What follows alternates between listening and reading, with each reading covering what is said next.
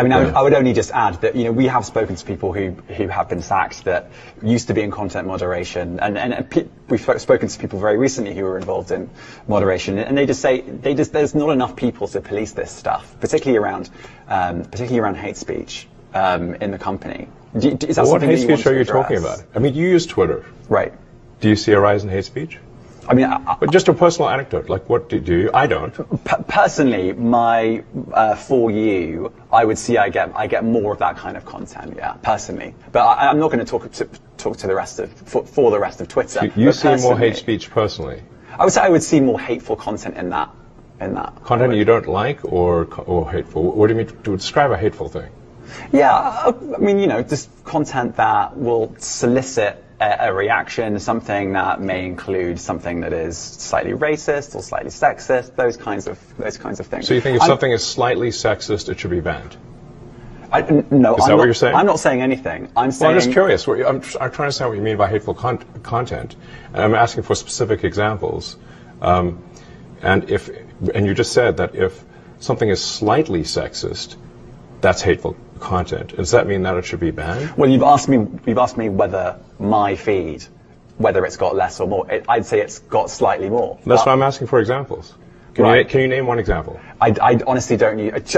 Honestly, I don't. You can't name a single example. I'll tell you why. Because I don't actually use that for you feed anymore. Because I just don't particularly like it. But you said actually, a lot of people are quite similar. I only look at hang on a my second. following. You said you've seen more hateful content, but you can't name a single example, not even one. I'm not sure I've used that feed for the last 3 or 4 weeks. And well, then how did you see the hateful content? Because I've been using Twitter since you've taken it over for the last 6 months. Okay, so then you must have at some point seen for you hateful content. And I'm asking for one example. Right. And you can't give a single one. And I'm saying I say, sir, that you don't know what you're talking about. Really? Yes, because you can't give me a single example of hateful content, not even one tweet. And yet you claimed that the hateful content was high. Well, that's false. No, what I claimed... You just lied. What I claimed was there are many organizations that say that kind of information is on the rise. Now, whether it has on my feed or not... I mean, right, and literally if you look at something one. like the Strategic Dialogue Institute in the UK, they will say that. So look, people will say all sorts of nonsense. I'm literally asking for a single example, and you can't name one. Right, and as I've already said, I don't use that feed. But then how would you know that? I don't think this is getting anywhere. You literally said you experienced more hateful content, and then couldn't name a single example. Right, and as I said, that's absurd. I haven't actually looked at that feed. Then how would you know there's hateful content? Because I'm saying that's what I saw a few weeks ago. I can't give you an exact example. Let's move on. We only have a certain amount of time. COVID misinformation. You changed the COVID misinformation Has rules. BBC changed its COVID misinformation? The BBC does not set the rules on Twitter, so I'm asking you. No, I'm talking about the BBC's misinformation about COVID. I'm literally asking you about, you changed the labels, the COVID misinformation labels. There used to be a policy, and then it disappeared.